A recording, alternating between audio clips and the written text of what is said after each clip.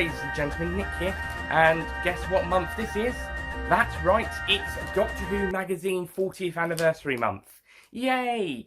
As you may be aware, Doctor Who Magazine is celebrating 40 years in publication, having been started in 1979. At the time it was Doctor Who Weekly, but it became Doctor Who Monthly back, I think in 1984? No, that's when it became Doctor Who Magazine. Well, the Doctor Who Magazine and then Doctor Who Magazine in 1985.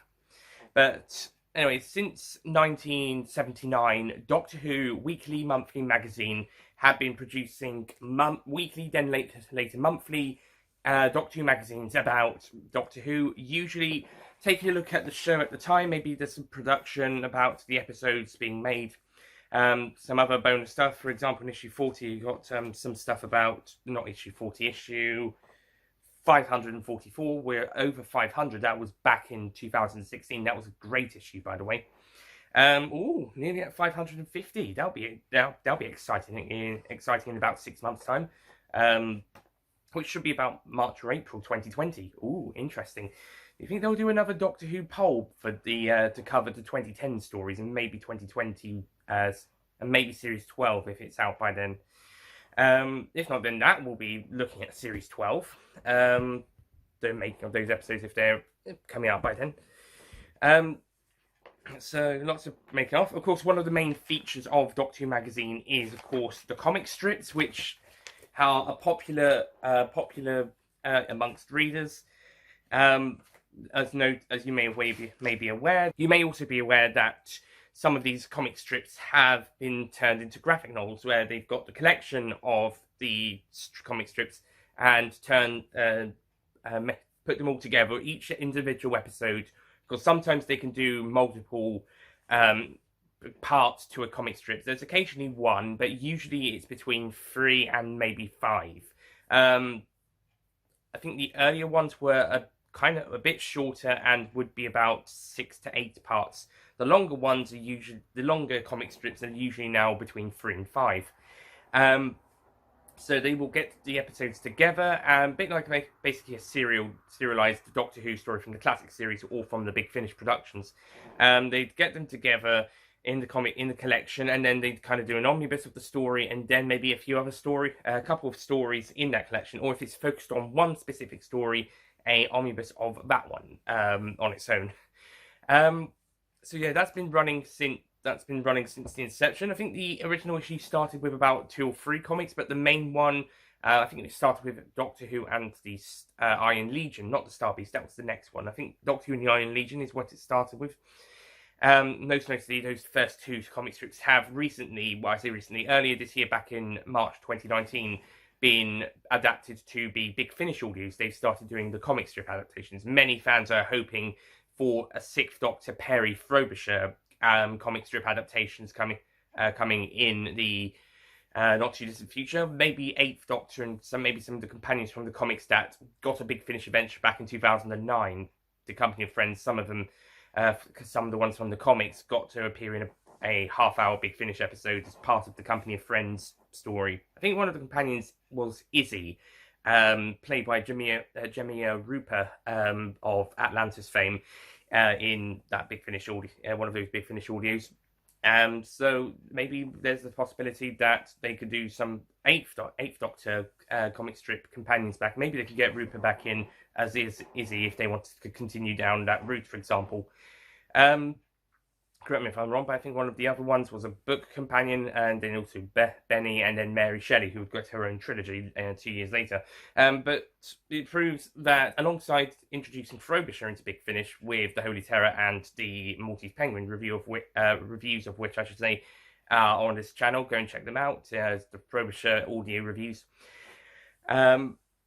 And it shows that the writers and producers at Big Finish are interested in the comic strip characters, as they've introduced comic strip characters into the stories, as well as also now adapting the comic strips. And many fans, like I said, are interested in seeing what would come next. Doctor Who magazine and Big Finish actually have a very close relationship, as especially in the 2000s, the magazine would release occasional promotional CDs or free exclusive to Doctor Who magazine CDs, such as, again, free stories like The Veiled Leopard and Cuddlesome, which in the case of the former one is also very exclusive to Doctor Who magazine, whether by CD and download, whilst Cuddlesome has recently, as of December 2018, been released as a free audio, or at least maybe one with a code, perhaps.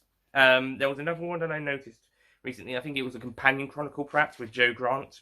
I can't remember its name, though, but that was a recent one. We also got Destiny of the Doctor and Companion Chronicle series released with the September 2018 issue as well. They also have plenty of free downloads, or recently also some half-price off audios as well. That's about enough of the relationship between Doctor Who magazine and Big Finish. Also, they provide the Gallifreyan Guardian, which lists lots of news articles. See some occasional funny short ones. You know, we got a page size one for issue 40, but it's usually at the very bottom, about 3 panels, some very funny bits and funny stuff. Galaxy Forum, which is basically the social media stuff. That's really interesting. And they'll have some major featurettes, in this case 40 Years of Doctor Who magazine, and they'll get people in to talk about it, write stuff for it. Usually they'll also have a producer, for the new series at least, they'll have production notes by the showrunner. Yeah, I wonder if each showrunner had to take a couple of hours out to write up a letter for Doctor Who magazine each month.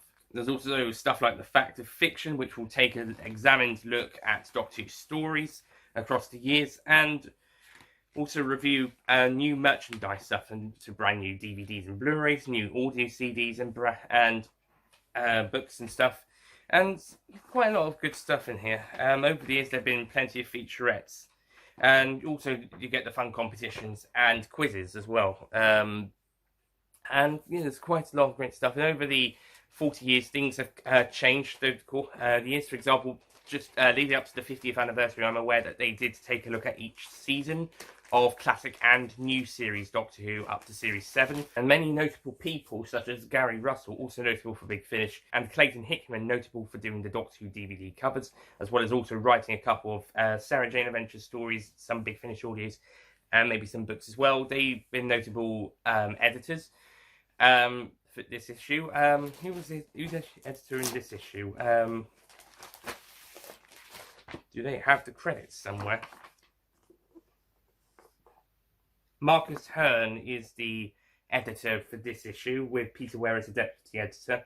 And yeah, I think every editor the ones I've read from, have done great jobs with making the magazine. So after all that jabber, I guess, nonsense and jabbering, I'd just like to say happy 40th anniversary Doctor Who magazine, and may you continue for many, many, many more years to come.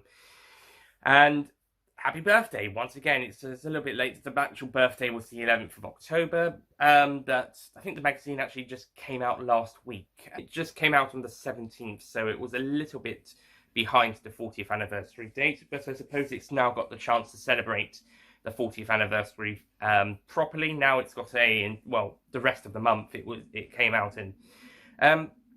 Yeah, and like I said, happy birthday Doctor Who magazine, and may you live for many, many more years, or at least get up to issue 550. Seriously, carry on beyond that one. Okay, that's it from me. Thank you for watching. Sorry if this one wasn't as good as some of the other ones, but just jabbering, I guess, a little bit about Doctor Who magazine, and there's been quite a few hiccups along the way. That's it from me. Thank you for watching. I'll see you guys next time. Goodbye.